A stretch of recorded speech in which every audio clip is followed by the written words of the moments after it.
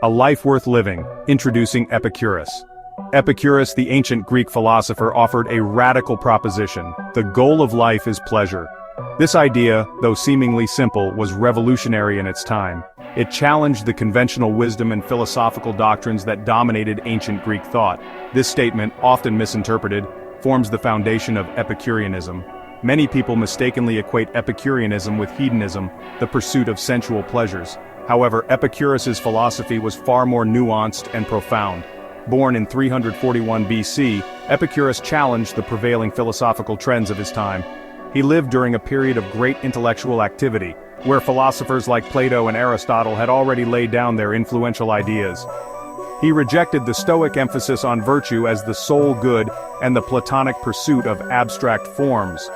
For Epicurus, the ultimate goal was not to live in accordance with some abstract ideal, but to achieve a state of tranquility and freedom from fear. Instead, he focused on what he believed was the most fundamental human drive: the pursuit of pleasure and the avoidance of pain. But this pleasure was not about indulgence in physical desires. It was about attaining a state of ataraxia, or inner peace, and aponia, the absence of pain. Epicurus founded a school in Athens known as the Garden, a testament to his belief in a simple, natural life. The Garden was unique because it welcomed people from all walks of life, including women and slaves, which was quite radical for that era. His teachings, though considered radical in his time, resonated deeply with many. Epicurus emphasized the importance of friendship, considering it one of the greatest sources of happiness. He believed that a life surrounded by good friends was essential for achieving true pleasure.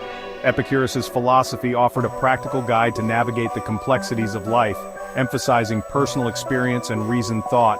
He encouraged his followers to question superstitions and irrational fears, particularly the fear of gods and death, which he saw as major sources of human anxiety. He urged his followers to seek pleasure not in fleeting indulgences, but in tranquility, moderation, and friendship. By living a life of simplicity and cultivating meaningful relationships, Epicurus believed that one could achieve a state of lasting happiness and contentment. Pleasure, refined, redefining hedonism. Epicurus's emphasis on pleasure often leads to a misunderstanding of his philosophy as simple hedonism. However, Epicurus offered a nuanced understanding of pleasure, differentiating it from the common pursuit of fleeting gratification. He argued that true pleasure resided in a state of tranquility, ataraxia in Greek, achieved through fulfilling natural and necessary desires, while avoiding those that are unnecessary or unnatural. Epicurus categorized desires into three types: natural and necessary, natural but unnecessary, and unnatural and unnecessary. This categorization formed the crux of his ethical system, providing a framework for understanding which desires lead to genuine happiness and which lead to unnecessary suffering. This distinction is crucial to understanding the depth and practicality of Epicurean philosophy. The necessity of needs, natural desires, and true fulfillment. Natural and necessary desires, according to Epicurus, are those essential for survival and basic well-being. These desires are not just whims or fleeting wants, they are deeply rooted in our biology and psychology. They are the fundamental needs that, when met, allow us to thrive and live a balanced life. These include desires for food, shelter, water, and companionship. Food provides the nourishment our bodies need to function, while shelter offers protection from the elements and a sense of security. Water is essential for hydration and overall health, and companionship fulfills our social needs, providing emotional support and a sense of belonging. These desires, when fulfilled moderately, lead to genuine pleasure and are easy to satisfy. Unlike extravagant desires that often lead to stress and dissatisfaction, these basic needs are straightforward and attainable. They bring a sense of peace and contentment that is sustainable over the long term. Epicurus believed that by focusing on fulfilling these basic needs, we achieve a state of contentment and avoid the anxiety and suffering that come with chasing after superfluous desires. He argued that many of the desires we pursue are not necessary for our happiness and can actually detract from it. By simplifying our lives and focusing on what truly matters, we can find a deeper sense of fulfillment. These simple pleasures, often overlooked in the pursuit of grander experiences, form the foundation of a pleasurable life. The joy of picking fresh fruit, the laughter of children playing, and the satisfaction of tending to a garden are all examples of how small, everyday activities can bring immense joy and satisfaction. Epicurus taught that true pleasure is not about extravagance but about appreciating the simple things that sustain us. Walking barefoot on grass, sharing a meal with loved ones, or enjoying a quiet moment by a lake are all ways to connect with the natural world and find joy in the present moment. This emphasis on moderation and contentment distinguishes Epicureanism from hedonism and provides a framework for a life lived in harmony with our natural needs. By embracing simplicity and focusing on what truly matters, we can lead a life that is both fulfilling and sustainable, free from the constant pursuit of more. In contrast to natural and necessary desires, Epicurus identified desires that are unnatural and unnecessary. These desires, often fueled by societal pressures and a false sense of their importance, lead to anxiety, dissatisfaction, and ultimately, pain. They stem from false beliefs about what truly brings happiness, often involving the pursuit of wealth, fame, or power. These desires are characterized by their insatiable nature. No matter how much we achieve, there is always more to acquire, leaving us perpetually wanting. This constant striving creates a state of anxiety and prevents us from experiencing true contentment. Epicurus argued that by recognizing and rejecting these desires, we free ourselves from a futile cycle of desire and disappointment.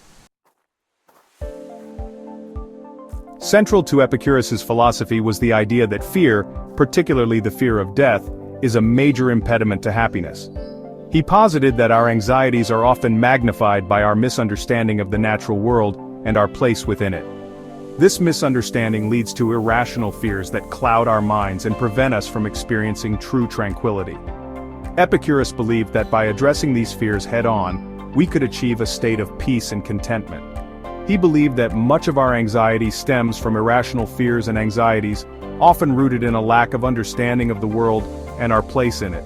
For instance, the fear of death is a common source of anxiety for many people. Epicurus argued that this fear is irrational because death is simply the cessation of sensation. When we are alive, death is not present, and when death is present, we are not. Therefore, it is illogical to fear something that we will never experience. He advocated for the use of reason and philosophy to combat these fears, replacing them with a rational and tranquil outlook on life and death. By understanding the nature of the universe and our place in it, we can dispel the irrational fears that cause us so much distress. Epicurus encouraged his followers to engage in philosophical discussions and to seek knowledge as a way to achieve peace of mind. Epicurus argued that by understanding the nature of death, we can free ourselves from the fear it holds.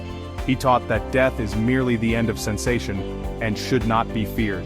This perspective allows us to live our lives more fully, without the constant dread of what is to come. By accepting the natural course of life and death, we can focus on the present moment and find joy in our everyday experiences. He famously stated, "Death is nothing to us, for that which is dissolved is without sensation, and that which is without sensation is nothing to us." This profound statement encapsulates his belief that death should not be a source of fear.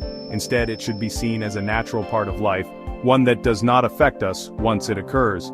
By internalizing this belief, we can remove a significant source of anxiety from our lives. This understanding, he believed, allows us to focus on living fully in the present moment, rather than being consumed by anxieties about the future. By embracing the present and letting go of irrational fears, we can achieve a state of tranquility and happiness. Epicurus's teachings remind us that the key to a peaceful mind lies in our ability to understand and accept the natural world and to live in harmony with it. Through reason and philosophical inquiry, we can overcome our anxieties and find true contentment.